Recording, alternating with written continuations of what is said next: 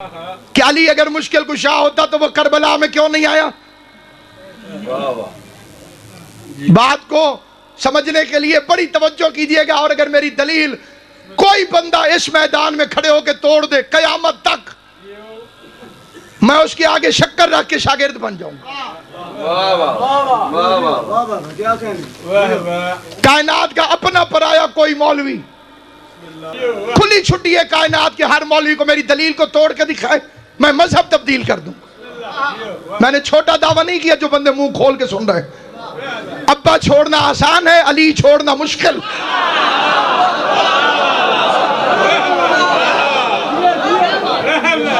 تم نے کیا سمجھا ہے جو علی کی ولایت پڑھتے ہیں وہ اپنی مرضی سے پڑھتے پھر رہے؟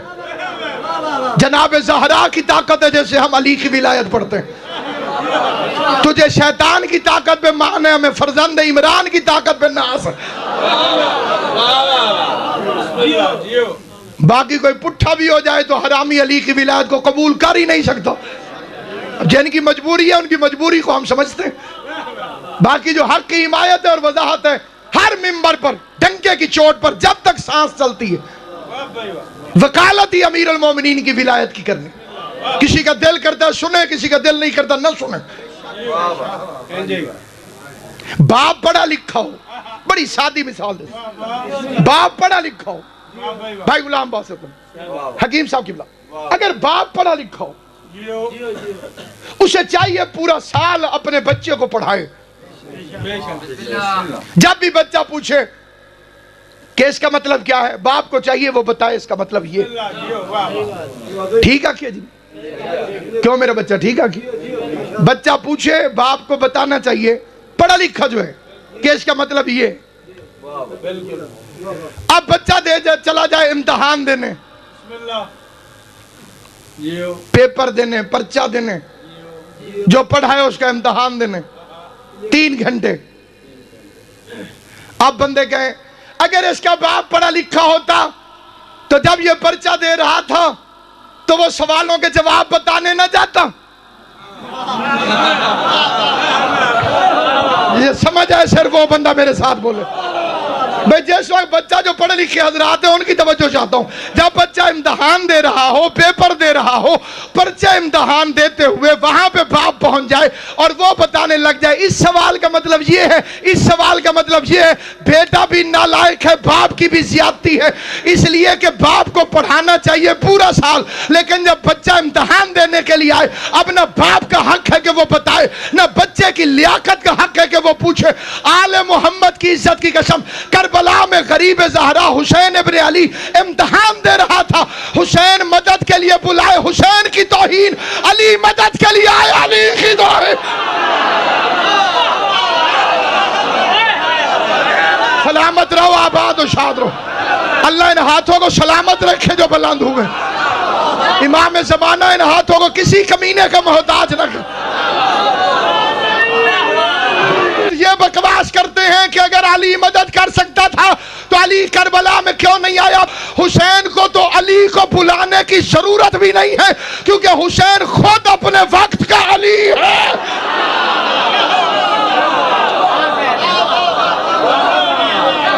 تمہیں کس نے کہا کہ حسین علی نہیں؟ یہ کوئی اسماعیل ہے کہ ایڑیاں رگڑے گا تو زمزم نکلے گا؟ یہ کوئی اسماعیل ہے کہ ایڑیاں رگڑے اور زمزم نکلے؟ وقت کا اولے الامر ہے حسین۔ تم سے تو ایک سنی کا عقیدہ بہتر ہے۔ ہمارے ملتان کا ایک استاد تو خدا غریق کی رحمت کرے، اہل سنت شاعر تھے، پروفیسر آسی کرنالی صاحب۔ ان کا شعر سننا خدا کی قسم، جو شاعری سے شغف رکھتے ہیں شعر سنے، اہل سنت کا شعر۔ وہ کہتے تنہا کھڑا تھا سینکڑوں تیغوں کے درمیان، حالانکہ لفظ کون پہ بڑا اختیار تھا۔ ہائے ہائے ہائے، سلامت ہو آل محمد تیری زندگی کر، کوئی مارے یا نہ مارے۔ جمل کلی کلی علی علی علی، جمل جمل کلی کلی علی علی علی، گاڑی چوک دیکھ کے ہے نگر نگر گلی گلی، علی علی علی علی، ہے نگر नगर गली गली पहले तो के हरदा को जितना भी देसी घी खा जाए इतना दर के जो देना नारा हैदरी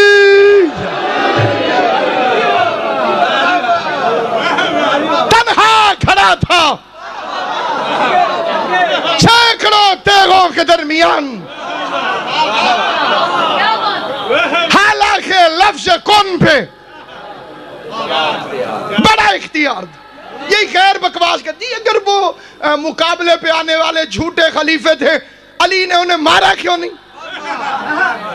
अली ने उन्हें कत्ल नहीं किया, अली ने उनके खिलाफ तलवार नहीं उठाई। इसके एक हमारे आलिम दीन ने 70 जवाब लिखे, 70। उसमें एक दो आपको सुनाता हूँ। पहला जवाब सुने, उसने कहा कि अगर ये इनके सच्चे खलीफा होने की दलील है तो अल्लाह के मुकाबले पे भी तो 3 झूठे खुदा बने बैठे रहे। अल्लाह तो अला कुल्ले शैन कदीर था, उसने फिरौन को क्यों नहीं मारा, नमरूद को क्यों नहीं मारा, सद्दाद को क्यों नहीं मारा? अब ये राज सिर्फ मार्फत वाले ही समझ सकते हैं कि अल्लाह ने भी अपने मुकाबले पे 3 ही को बनने की इजाजत दी है। वो बजा में खुद अपने आप में खुदा बने बैठे थे। हमारे मुल्तान के एक मौलवी ने कहा, उसने कहा जनाब ओ ते मौला अली तापस खंड ते खीर,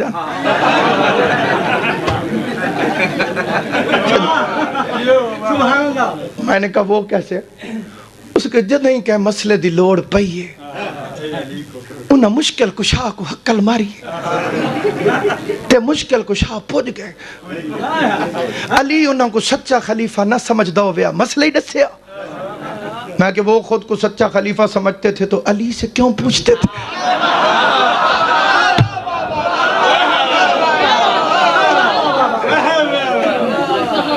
उसका नहीं, मौला अली उन्हें सच्चा समझते थे इसलिए मौला अली उन्हें मसले बताते थे। मैंने कहा अक्ल का दुश्मन, सवाल का जवाब दे, क्या फिरौन खाना खाता था? उसका जी हाँ बिल्कुल। मैंने कहा उसे रोटी कौन देता था?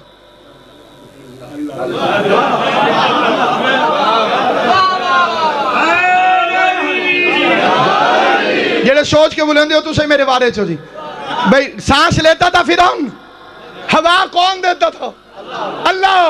अब बंदा कह जी अल्लाह और फिरौन के बड़े अच्छे ताल्लुकात थे, रोटी अल्लाह देता था, हवा अल्लाह देता था, पानी अल्लाह देता था। लेकिन अक्लमंद समझाएगा बेवकूफ, ये बात नहीं है। अल्लाह फिरौन जैसे दुश्मनों को खाना पानी हवा दे के दुनिया को बताता था कि ये मेरे रब्बुल आलमीन होने की दलील है।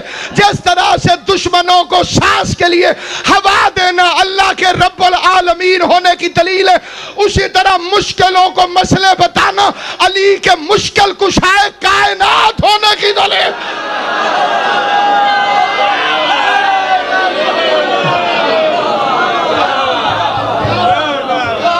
शरीयत मुश्किल नहीं, शरीयत आसान है। किसी मौलवी को अगर अरबी नहीं आती उसे समझा देना कि मजाल सुकून का मतलब है जहां तुम बैठो अपने बैठने को जीनत दो अली के जिक्र के साथ।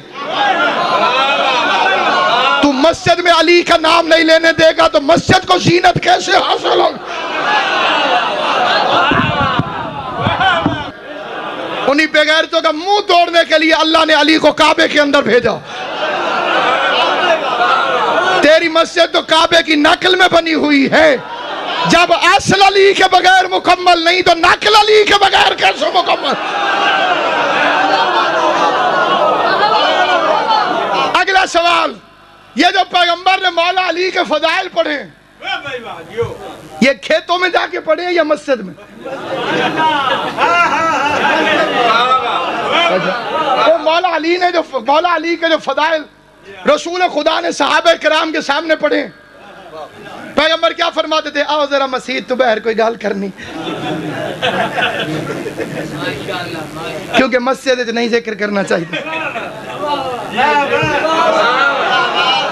इमाम ज़माना की गैबत की कसम, اگر میں غلط کہوں تو 15 سال بعد اللہ نے مجھے اکلوتا بیٹا دیا. میں اس کی زندگی کی قسم کھا کے اسے میز نہیں امام حسین کی قبر سمجھ کے اس پہ دونوں ہاتھ رکھ کے کہتا ہوں اللہ نے کہا اس سے بڑا ظالم و اظلم ہی کوئی نہیں جو مسجد میں اللہ کے ذکر سے منع کرتا ہے.